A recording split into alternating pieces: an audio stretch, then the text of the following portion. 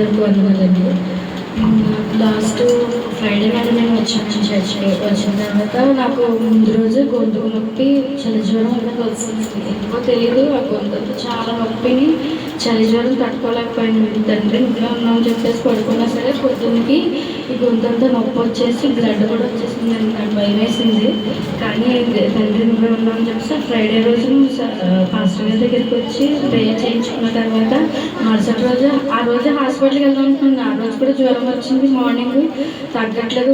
Back pain, కాళ్ళు అవి లాగేస్తున్నాను జ్వరానికి. అసలు తగ్గుతుందేమో అనుకున్నాను. ఒక ట్యాబ్లెట్ అయినా వేసుకోలేదు. కానీ హాస్పిటల్ తీసుకెళ్ళాలన్నారు. కానీ నేను హాస్పిటల్కి రానని చెప్పేసి ఇక చర్చికి వచ్చి ప్రార్థన చేయించుకుని ఇంటికి వెళ్ళిన తర్వాత రాత్రి పడుకుని పొద్దున్న లేచేసరికి అంతా నార్మల్ అయిపోయిందండి. గొంతు నొప్పి తగ్గిపోయింది. జ్వరం రాలేదు. మళ్ళీ చలి జ్వరం కూడా ఏది రాలేదు. ఒక్క ట్యాబ్లెట్ కూడా దేవుడు వేసుకోకుండా స్వస్థపరిచాను దేవుడు.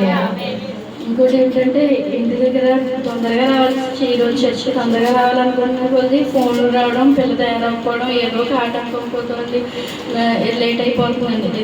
ఒకటే ప్రార్థన చేసుకుని, తండ్రి నువ్వు నాతో మాట్లాడి, ఎందుకు ఇలా వస్తున్నాయి, ప్రతిదీ వ్యతిరేకతలే ఎదురవుతున్నాయి ఏంటి తండ్రి, ఇంట్లో సమస్యలు కూడా అలాగే ఉన్నాయి, ఈ రోజు నువ్వు నాతో మాట్లాడాలి ఎలాగైనా సరే అని కూడా ఆరాధన అయిపోతుంది అనగా వచ్చి నేను అక్కడ నుంచున్నాను. లోపలికి వచ్చి ఇక్కడికి వచ్చి కూర్చున్న తర్వాత పాస్టర్ గారు మాట్లాడుతున్నారు అన్నమాట. నువ్వు ఏదైనా నువ్వు బాధపడుతూ ఇక్కడికి వచ్చావో నేను నీకు సమాధానం ఇస్తాను ఈ రోజు చెప్పాను. అది నా కోసం నిజంగా దేవాదేవుడు మాట్లాడాడు.